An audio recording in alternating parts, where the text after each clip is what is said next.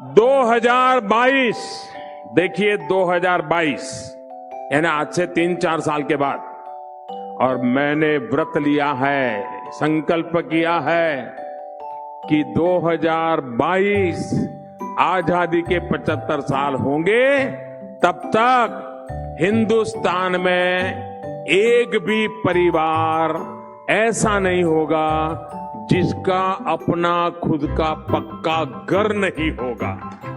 मोदी जब प्रधानमंत्री आवास योजना करता है तो पक्का घर, पक्की छत, घर में नल, नल में जल, गैस का कनेक्शन, बिजली, एलईडी बल्ब, शौचालय, ऐसा पक्का पूरा घर, ये मेरा सपना है। ஊடகம் கார்ப்பரேட் அரசியல்வாதிகளின் கைப்பாவையாக அடிமைகளாக இருந்தது போதும், இனி சாட்டை எடுத்து சுழற்றும் நேரம் வந்துவிட்டது. ஊடகம் பொதுமக்களாகிய உங்களுக்காக, உங்களாலேயே இயக்கப்பட வேண்டும். ஊடக சுதந்திரத்திற்காக உங்களின் பங்களிப்பை இன்றே அளித்திடுங்கள். வணக்கம். பிரதமர் மோடி அவர்களுடைய இந்த வார்த்தைகள் உங்களுக்காகவே சப்டைட்டில் போட்டிருந்தேன். ஆனால் எத்தனை நபர்களுக்கு புரிந்தது என்று எனக்கு புரியவில்லை. ஆகையால் அவர் பேசிய வார்த்தையை இன்னும் ஒரு முறை கேட்டுவிடுங்கள். இந்த நாட்டில் இருக்கக்கூடிய மக்களுக்காக நான் ஒரு கனவை காண்பேன். என்னுடைய சபதம், இந்த நாட்டிற்கு சுதந்திரம் கிடைத்து 75 ஆண்டுகள் ஆகும்போது, அதாவது 2022ஆம் ஆண்டு, இந்த நாட்டில் இருக்கக்கூடிய ஒவ்வொரு குடிமக்களுக்கும் அவர்களுக்கான சொந்த வீடு, கான்கிரீட் வீடு.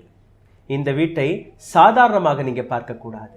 காங்கிரஸ் நபர்கள் கொடுக்கக்கூடிய அந்த போலி ப்ராமிசஸ்களாக நீங்க பார்க்கக்கூடாது. மோடியுடைய ஆவாச யோஜனா சாதாரணமான ஆவாச யோஜனா அல்ல. இந்த வீட்டு மனை திட்டம் சாதாரணமான திட்டம் அல்ல.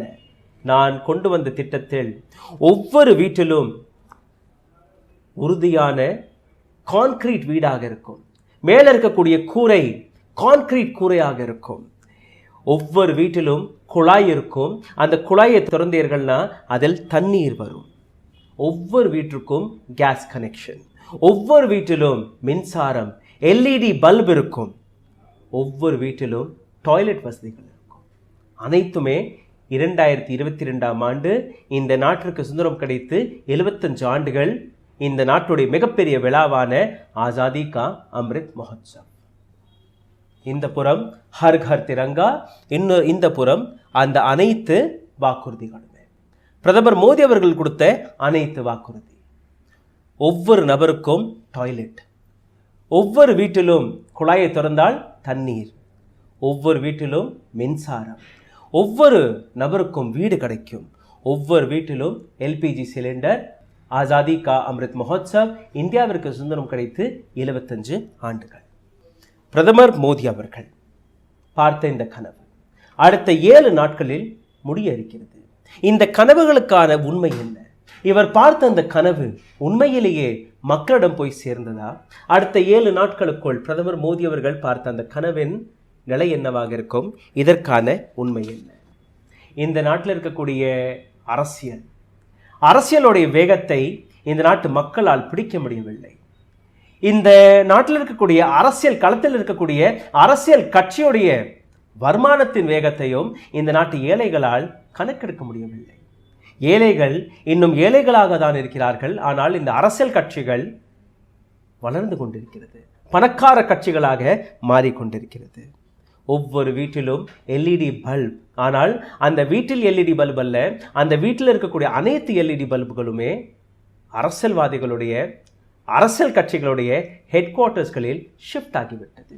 இந்த ஏழை குடும்பங்களில் மின்சாரம் கிடைக்கவில்லை. அந்த அனைத்து மின்சாரமுமே அரசியல் கட்சியுடைய ஹெட் குவார்ட்டர்ஸில் ஷிஃப்ட் ஆகிவிட்டது. இது போன்ற எத்தனையோ விஷயங்கள் அனைத்தையுமே இந்த பதிவில் நீங்கள் பார்க்க இருக்கிறீர்கள். பிரதமர் மோடி அவர்கள் 2015ஆம் ஆண்டு பார்த்த இந்த கனவுகளுடைய உண்மை என்ன? மக்களிடம் இந்த உண்மை போய் சேர்ந்ததா? ஒரு அரசியல் கட்சி ஒவ்வொரு நாளும் பணக்கார கட்சியாக மாறி இருக்கிறது. ஆனால் இந்த நாட்டில் இருக்கக்கூடிய ஏழைகள் ஒவ்வொரு நாளும் ஏழைகளாக மாறிக்கொண்டிருக்கிறார்கள்.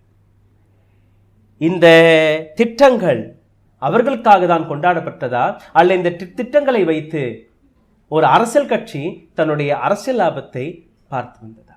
மக்களை ஏமாற்றி வந்தாரா பிரதமர் மோடி, அல்ல மக்களுக்காக தொண்டுகளை பார்த்து வந்தாரா பிரதமர் மோடி என்கிற இந்த கேள்விக்கான விடயத்தை இந்த பதிவில் நீங்க பார்க்க இருக்கிறீர்கள். வாருங்கள். ஊடகம் கார்ப்பரேட் அரசியல்வாதிகளின் கைப்பாவையாக அடிமைகளாக இருந்தது போதும், இனி சாட்டை எடுத்து சுழற்றும் நேரம் வந்துவிட்டது. ஊடகம் பொதுமக்களாகிய உங்களுக்காக, உங்களாலேயே இயக்கப்பட வேண்டும். ஊடக சுதந்திரத்திற்காக உங்களின் பங்களிப்பை இன்றே அளித்திடுங்கள். இன்னைக்கு இந்தியாவின் உண்மையான முகத்தை பாருங்கள். இந்தியாவில் இருக்கக்கூடிய ஏழைகளுடைய உண்மையான முகம். ஓட்டை போட்டு ஒரு அரசியல் கட்சியை தேர்வு செய்து இந்த நாட்டு அரசாங்கத்தை ஒப்படைத்த அதே இந்திய மக்களுடைய முகத்தை பாருங்கள். இந்தியாவில் கிட்டத்தட்ட 778 டிஸ்ட்ரிக்ட்கள் இருக்கிறது. 778 டிஸ்ட்ரிக்ட்களிலிருந்து 762க்கும் மேற்பட்ட டிஸ்ட்ரிக்ட்களில் ஒரு ஹெட் குவார்ட்டர்ஸ், ஒரு கட்சியோடைய ஹெட் குவார்ட்டர்ஸ், மிகவும் பாஷான ஹெட் குவார்ட்டர்ஸ்கள். எத்தனையோ வசதிகளை படைத்த இந்த ஹெட் குவார்ட்டர்ஸ் பிஜேபியோடைய ஹெட் குவார்ட்டர்ஸ். அதாவது எங்கே திரும்பி பார்த்தாலும் நீங்கள் பிஜேபியை தாண்டி பார்க்கக்கூடாது. எங்கே திரும்பி பார்த்தாலும் பிஜேபியோட அடையாளத்தை தாண்டி வேறு எதையுமே நீங்கள் பார்க்கக்கூடாது. இந்தியாவில் இருக்கக்கூடிய மூலை முடுக்கு அனைத்து இடங்களிலுமே பிஜேபியோடைய ஹெட் குவார்ட்டர்ஸ் இருக்க வேண்டும். 215 ரெடியாகிவிட்டது. மீதம் இருக்கக்கூடிய ஹெட் குவார்ட்டர்ஸ்கள் அடுத்த 6 மாதங்களுக்குள், அதிகபட்சம் 1 வருடத்திற்குள் ரெடியாகிவிடும். 500க்கும் மேற்பட்ட ஹெட் குவார்ட்டர்ஸ்கள் ரெடியாகிவிடும். இந்த நாட்டின் மிக ஏழ்மையான மாநிலம் பீகார்.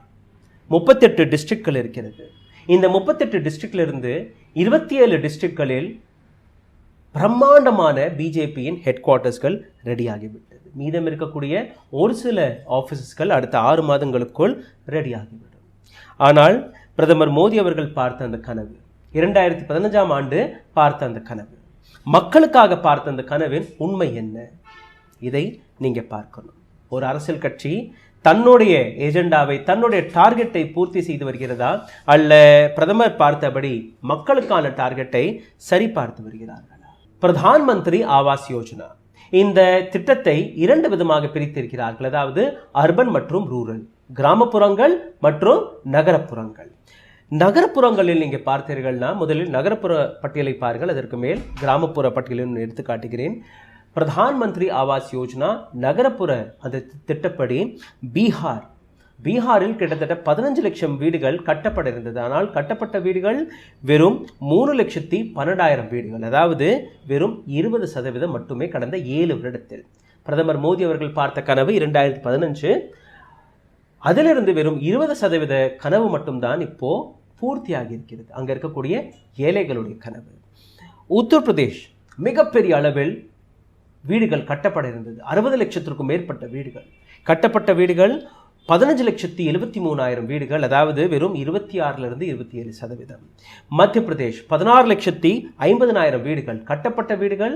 7,84,000 வீடுகள், அதாவது 40% மட்டுமே. ஹரியானா 22 லட்சம் வீடுகள் கட்டப்பட இருந்தது. ஆனால் கட்டப்பட்ட வீடுகள் வெறும் 2,68,000, அதாவது வெறும் 8% மட்டுமே. அசம் நார்த் ஈஸ்ட் 7,50,000 வீடுகள் கட்டப்பட இருந்தது. கட்டிய வீடுகள் 1,17,000, அதாவது வெறும் 15%. இந்த பட்டியலை நீங்க பார்த்தீர்கள்னா இந்த அனைத்து மாநிலங்களுமே பிஜேபி ஆட்சியில் இருக்கக்கூடிய மாநிலங்கள்.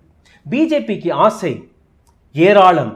எங்கெல்லாம் எங்களுடைய ஆட்சி இல்லையோ அந்த இடத்திலும் எங்களுடைய ஆட்சி இருக்க வேண்டும் என்கிற ஒரு நோக்கத்துடன் செயல்பட்டு கொண்டிருக்கிறது, நகர்ந்து கொண்டிருக்கிறது.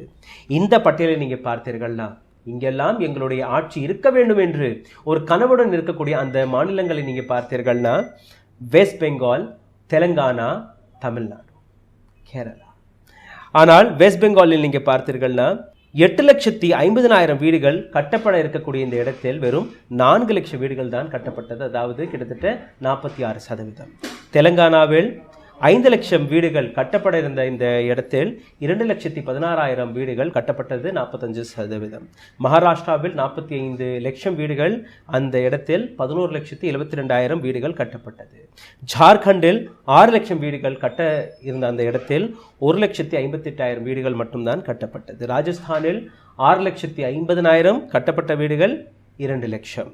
பஞ்சாபில் 3,60,000 வீடுகள், கட்டப்பட்ட வீடுகள் 90,000. தமிழகத்தில் 5 லட்சம் வீடுகள் கட்டப்பட இருந்தது, கட்டப்பட்ட வீடுகள் 2,21,692. இந்த நாட்டு அரசாங்கம் வெளிவிட்ட டேட்டா.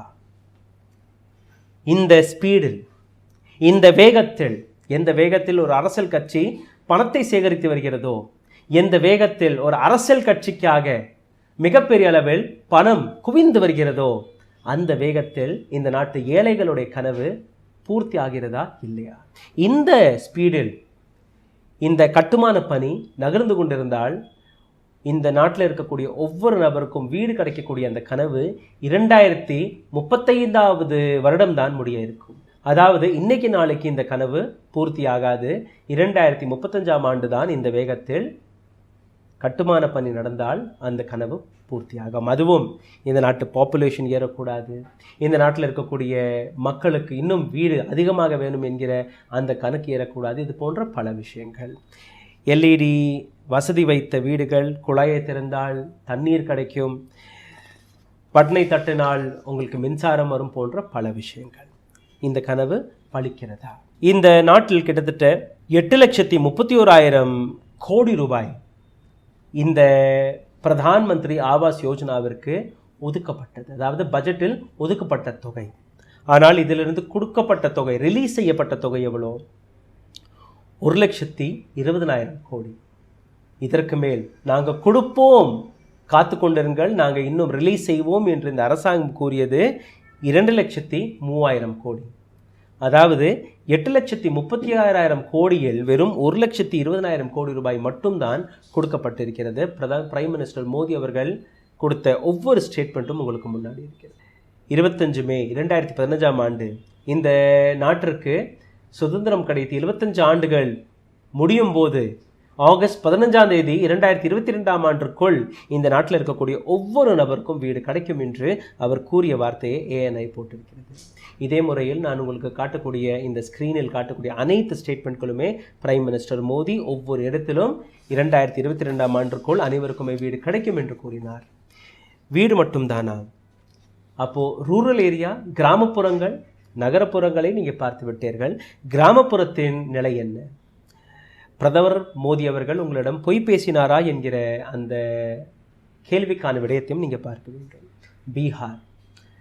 பீகாரில் இருக்கக்கூடிய கிராமப்புற டேட்டாவை பாருங்கள். 38,83,000 வீடுகள் கட்டப்பட இருந்தது. ஆனால் கட்டப்பட்ட வீடுகள் 24,58,000 வீடுகள். உத்தரப்பிரதேஷ் 26,15,000 வீடுகள் கட்டப்பட இருந்தது. 20 லட்சம் வீடுகள் தான் கட்டப்பட்டது. ஆந்திராவில் 2,20,000 வீடுகள் கட்டப்பட இருந்தது. வெறும் 56,955 வீடுகள் தான் கட்டப்பட்டது. அரசாங்கத்தின் டேட்டாவை நீங்கள் பார்க்கிறீர்கள். ஹரியானாவில் 30,789 வீடுகள் கட்டப்பட இருந்தது.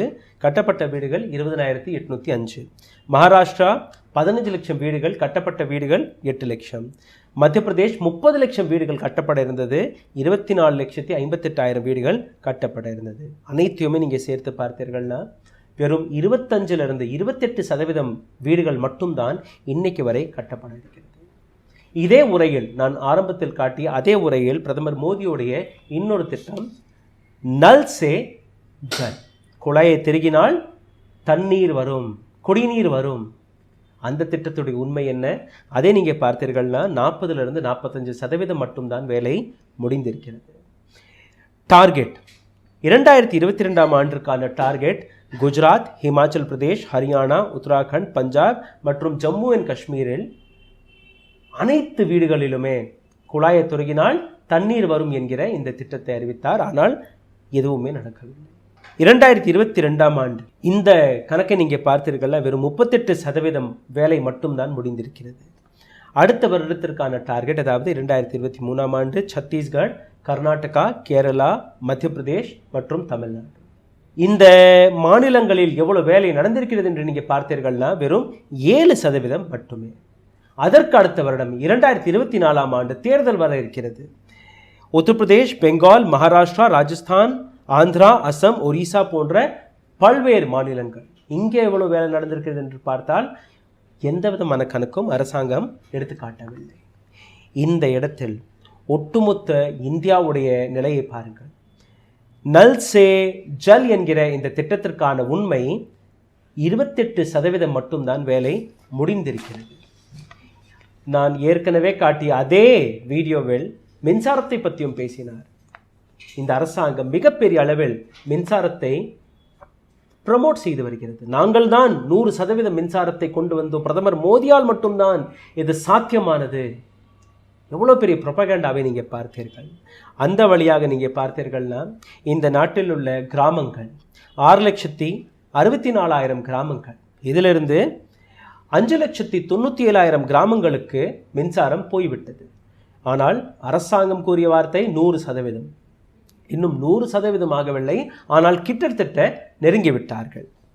இதோடைய உண்மையை நீங்கள் பார்க்க வேண்டும்.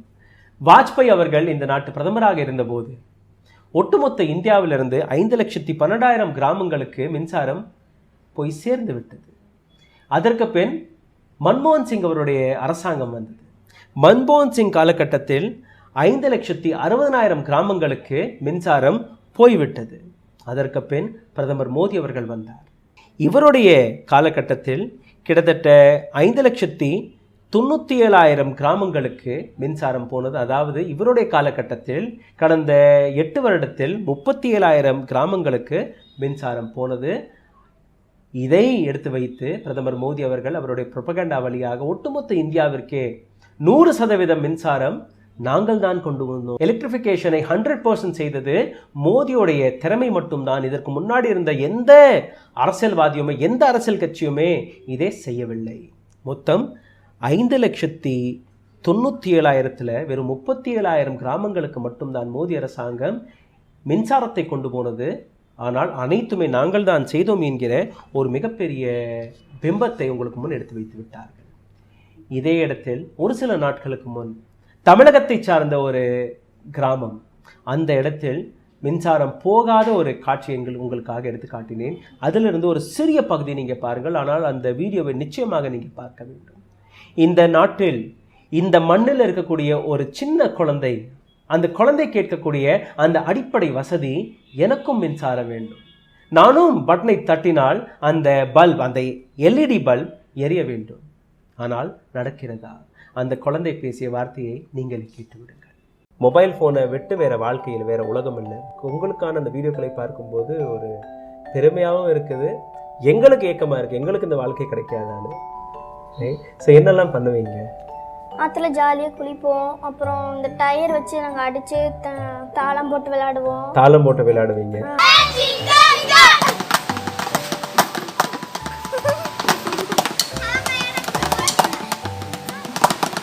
இங்கேருந்து நாங்கள் ரோட்டில் சகதியாக இருக்கும், மண்ணில் தான் நாங்கள் நடந்து போகுவோம். ரோடு சரியா இல்லை. ஓகே. நடந்து போகும்போது இங்கே மேலே சேர் பட்டுரும். அப்போ வந்துட்டு நாங்கள் நடந்து போகும்போது நீங்கள் என்ன குளிக்காமல் இருக்கிறீங்க, இப்படி அழுக்காலாம் வராதிங்க, நீங்கள் ரொம்ப டீசெண்ட் இல்லாமல் இருக்கிறீங்க சொல்லி எங்களை வெளியே நிற்க வச்சுருவாங்க. எங்கள் ஊரில் வந்துட்டு ரோடு வசதி இல்லை, அப்புறம் அப்படி கேட்குவேன். அப்புறம் இந்த கரண்ட் வசதி இல்லை, ஹாஸ்பிட்டல் வசதி இல்லை, ஸ்கூல் வசதி இல்லை, ரோடு வசதி இல்லை. இது எல்லாமே எங்கள் வந்து கேட்குவேன். உங்கள் ஊருக்கு வேணும். இந்த சின்ன குழந்தையை நீங்கள் கேட்டீர்கள். ஆனால் இதே முறையில் இன்னொரு விஷயமும் நடந்தது. இந்த நாட்டுடைய பிரசிடென்ட், ராஷ்டிரபதி மர்மு அவர்கள், திரௌபதி மர்மு அவர்களுடைய பெயர் வெளிவந்த உடனேயே அனைத்து அரசியல்வாதிகள், அனைத்து அரசு ஊழியர்கள் மனதில் ஒரு மிகப்பெரிய கேள்வி. காரணம், திரௌபதி மர்முவுடைய கிராமத்திலேயே மின்சாரம் இல்லாமல் இருந்திருக்கிறது. உடனடியாக பிரசிடென்ட் ஊரில் கிராமத்தில் மின்சாரம் போய் சேர வேண்டும் என்கிற ஒரு பதற்றத்தில் இந்த நாட்டு அரசாங்கம் மிகப்பெரிய சாதனையை படைத்தது. 26 ஜூன் அன்று 3 ட்ரக்குகளில் 38 போல்கள், 900 மீட்டர் கேபிள், இதே போன்ற மற்ற எக்யூப்மெண்ட்ஸ்கள் அந்த கிராமத்தில் மின்சாரம் போய்விட்டது. ஆனால் அதே கிராமத்திலிருந்து வெறும் ஒரே ஒரு கிலோமீட்டர் தொலைவில் இருக்கக்கூடிய 2 கிராமங்கள், துனிகர் ஷாஹி மற்றும் பாதூர் ஷாஹி என்கிற இந்த கிராமங்களில் இன்னைக்கும் மின்சாரம் போகவில்லை. இந்த நாட்டு பிரசிடென்ட் அவருடைய கிராமத்திலிருந்து ஒரே ஒரு கிலோமீட்டர் தொலைவில் இருக்கக்கூடிய 2 கிராமங்கள் இன்னும் இருட்டில் தான் இருக்கிறது. 75 ஆண்டுகள் இந்த நாட்டின் மிகப்பெரிய விழாவாக கொண்டாடப்படுகிறது. ஆனால் இந்த நாட்டுடைய உண்மையை நீங்க பாருங்கள். பிரதமர் பார்த்த இன்னொரு கனவு உஜ்வலா யோஜனா. ஒவ்வொரு வீட்டிலும் எல்பிஜி சிலிண்டர் இருக்க வேண்டும். இதே அரசாங்கம் கொடுத்த டேட்டா படி நீங்க பார்த்தீர்கள்னா, நாங்க இலவசமாக வழங்கிய சிலிண்டர்களிலிருந்து 4,13,00,000 சிலிண்டர்கள் ரீஃபில் செய்யப்படவில்லை. நாங்கள் கொடுத்த அந்த இலவச சிலிண்டர் முடிந்தவுடன் அவர்கள் இன்னொரு முறை அதை நிரப்பவில்லை. அவர்கள் கையில் பணமே இல்லை என்ற ஒரு தகவல். சரி, அவர்கள் மட்டும்தானா? இல்லை. 7,67,00,000 நபர்கள் 2017ஆம் ஆண்டு ஒரே ஒரு முறை இந்த எல்பிஜி சிலிண்டர்களை நிரப்பினார்கள், ரீஃபில் செய்தார்கள். அதற்கு மேல் இவர்கள் எப்போதுமே ரீஃபில் செய்யவில்லை. கொடுக்கப்பட்ட எல்பிஜி சிலிண்டர்கள் எவ்வளோ? 13 கோடி. 13 கோடி எல்பிஜி சிலிண்டர்களிலிருந்து 11 கோடி மக்கள் அதை ரீஃபில் செய்யக்கூட முடியாமல், அவர்கள் கையில் பணமே இல்லாமல் அவர்கள் அதை நிரப்பவில்லை. இதுதான் உஜ்வலா யோஜனாவுடைய உண்மை. இதே உரையில் பிரதமர் மோடி அவர்களுடைய இன்னொரு கனவானது டாய்லெட். வீட்டுக்கு வீடு ஒரு டாய்லெட் இருக்க வேண்டும். அரசாங்கத்துடைய டேட்டாவை நீங்க பார்த்தீர்கள்னா மிகவும் ஸ்ட்ராங்காக இருக்கிறது. 98% மக்களிடம் இன்னைக்கு டாய்லெட் வசதி இருக்கிறது. சரி, இந்த டேட்டாவை நீங்க அலசி பார்த்தீர்கள்னா 98% மக்களிடம் எப்படி இந்த டாய்லெட் போனது? நீங்க வீட்டையே கட்டி கொடுக்கவில்லையே, அப்போ எந்த இடத்தில் இந்த டாய்லெட்களை கட்டினீர்கள்? அதற்கு அரசாங்கம் திரும்ப ஒரு பதிலை கொடுத்தது. நாங்க வீட்டுக்கு வீடு இந்த டாய்லெட்டை கட்டவில்லை, கிராமத்துக்கு கிராமம் டாய்லெட்டை கட்டியிருக்கிறோம். அதாவது 98% கிராமங்களில் டாய்லெட் போய்விட்டது. சிந்தித்து பாருங்கள் எந்த அளவில் அரசாங்கத்துடைய டேட்டா இருக்கிறது. பிரதமர் மோடியுடைய கனவு ஸ்ட்ராங்கான வீடு, மேல் கூரை கூட கான்கிரீட் தரையாக இருக்கும், வீட்டில் குழாயை திறந்தால் தண்ணீர் வரும், சுவிட்சை போட்டால் பல்ப் எரியும், வீட்டுக்கு வெளியே டாய்லெட் இருக்கும், எல்இடி பல்பும் கொடுப்போம். ஆனால் அதற்கான உண்மையை உங்களுக்கு முன் நான் எடுத்து வைத்திருக்கிறேன். சரி, பிஜேபியுடைய டார்கெட் மக்களுடைய பிரச்சனைகளை, மக்களுக்கு கொடுத்த வாக்குறுதிகளை பூர்த்தி செய்வதாக இருந்ததா, அல்ல தனக்காக தன்னுடைய ப்ராமிசஸ்களை, தன்னுடைய கட்சியுடைய வளர்ச்சிக்காக இவர்கள் பாடுபட்டு வந்தார்களா? இந்த நாட்டில் இருக்கக்கூடிய 778 டிஸ்ட்ரிக்ட்களில் இருந்து 762 டிஸ்ட்ரிக்ட்களில் பிஜேபியுடைய வெல் எக்விப்ட் அட்வான்ஸ்டான ஹெட் குவார்ட்டர்ஸ் இருக்க வேண்டும். இந்த அட்வான்ஸ்டான ஹெட் குவார்ட்டர்ஸ் குறைஞ்சபட்சம் 50 லட்சம் ரூபாய் செலவில் கட்டப்பட இருக்கிறது. அதிகபட்சமாக நீங்கள் பார்த்தீர்கள்னா எத்தனையோ கோடி ரூபாயை செலவழிக்க இருக்கிறார்கள். 215 டிஸ்ட்ரிக்ட்களில் ஏற்கனவே இந்த பிஜேபி ஹெட் குவார்ட்டர்ஸ் ரெடியாக இருக்கிறது. மீதம் இருக்கக்கூடிய 512 டிஸ்ட்ரிக்ட்களில் அடுத்த 6 மாதம் அல்ல 1 வருடத்திற்குள் மீதம் இருக்கக்கூடிய இந்த ஹெட் குவார்ட்டர்ஸ்களையும் கட்டி விடுவார்கள். அதையும் தாண்டி இன்னும் ஒரு சில ஆஃபீஸஸ்கள் இருக்கும், அது 2024ஆம் ஆண்டுக்குள் கட்டி முடித்து விடுவார்கள். எந்த அளவில் பிஜேபி மக்களுக்காக பாடுபட்டு வருகிறது, மக்களை பற்றி யோசித்து வருகிறது என்று நீங்கள் பார்க்க வேண்டும். டெல்லியில் இருக்கக்கூடிய அசோகா ரோட்டில் பிஜேபியுடைய ஹெட் குவார்ட்டர்ஸ் இருந்தது. அதாவது அரசாங்கத்தின் ஒரு கட்டடத்தில் இந்த ஹெட் குவார்ட்டர்ஸ் இருந்தது. அசோகா த கிரேட் அவருடைய பேரில் அந்த ரோடு இருக்கிறது. ஆனால் இந்த இடத்தில் எங்களுடைய ஆஃபீஸ் இருக்கக்கூடாது, அதனால் இந்த இடத்திலிருந்து தீன் தயாள் உபாத்யாய் ரோட்டில் பிஜேபியுடைய ஆஃபீஸ் ஷிஃப்ட் ஆகுது. தீன் தயாள் உபாத்யாய் இந்த நாட்டில் இருக்கக்கூடிய கடைசி நபர் வரை உணவு போய் சேர வேண்டும். இந்த நாட்டில் இருக்கக்கூடிய கடைசி ஏழை வரை அவருக்கான சம உரிமை, சம மரியாதை, சம அதிகாரம் போய் சேர வேண்டும். ஆனால் இந்த ரோட்டில் பிஜேபி கட்டிய அந்த மாளிகை நீங்கள் பார்க்கணும். 5 அடுக்கு கட்டடம். அந்த கட்டடத்திற்குள் நீங்கள் போனீர்கள்னா 5 ஸ்டார் என்ன, 7 ஸ்டார் என்ன, அந்த 7 ஸ்டார் 5 ஸ்டாரையும் தாண்டி ஒரு மிகப்பெரிய பாஷான மாளிகை. ஏழைகளுக்காக, இந்த நாட்டு மக்களுக்காக உழைக்கக்கூடிய ஒரு அரசியல் கட்சி. மிகப்பெரிய பிரம்மாண்டமான சொகுசு வாழ்க்கையை வாழ்ந்து வருகிறது. 10 கோடி தொண்டர்கள் கொண்ட உலகத்தின் மிகப்பெரிய பொலிட்டிக்கல் கட்சி. எத்தனையோ நபர்கள் டொனேஷனை கொட்டி வருகிறார்கள். எத்தனையோ கோடிக்கணக்கான பணம் இந்த அரசியல் கட்சிக்கு வந்து கொண்டிருக்கிறது. ஆனால் இதே அரசியல் கட்சி மக்களுடைய பணத்தில், மக்களுடைய வரி பணத்தில் இந்த நாட்டை நடத்தி வருகிறது. ஆனால் அவர்களுக்கு சேரக்கூடிய அதிகாரம், அவர்களுக்காக நீங்க கொண்டு வந்த திட்டங்களுடைய நிலை என்ன? ஆசாதி கா அமிர்த் மஹோத்சவ். இந்தியாவிற்கு சுதந்திரம் கிடைத்து 75 ஆண்டுகள் முடிய இருக்கிறது. ஆகையால் நீங்க ஹர் கர் திரங்கா என்கிற இந்த திட்டத்திற்கு ஷிஃப்ட் ஆகிவிடுங்கள். இந்த அனைத்தையுமே மறந்து விடுங்கள். இது லபலபா என்கிற அந்த வார்த்தை பொய் வார்த்தைகள். இந்த கொடியை வைத்து இந்த அனைத்து வார்த்தைகளையுமே, இந்த அனைத்து திட்டங்களையுமே, இந்த அனைத்து வாக்குறுதிகளையுமே மறைத்து விடலாம். நீங்க மறந்து விடுங்க. நன்றி, வணக்கம். ஊடகம் கார்ப்பரேட் அரசியல்வாதிகளின் கைப்பாவையாக, அடிமைகளாக இருந்தது போதும். இனி சாட்டை எடுத்து சுழற்றும் நேரம் வந்துவிட்டது. ஊடகம் பொதுமக்களாகிய உங்களுக்காக, உங்களாலேயே இயக்கப்பட வேண்டும். ஊடக சுதந்திரத்திற்காக உங்களின் பங்களிப்பை இன்றே அளித்திடுங்கள்.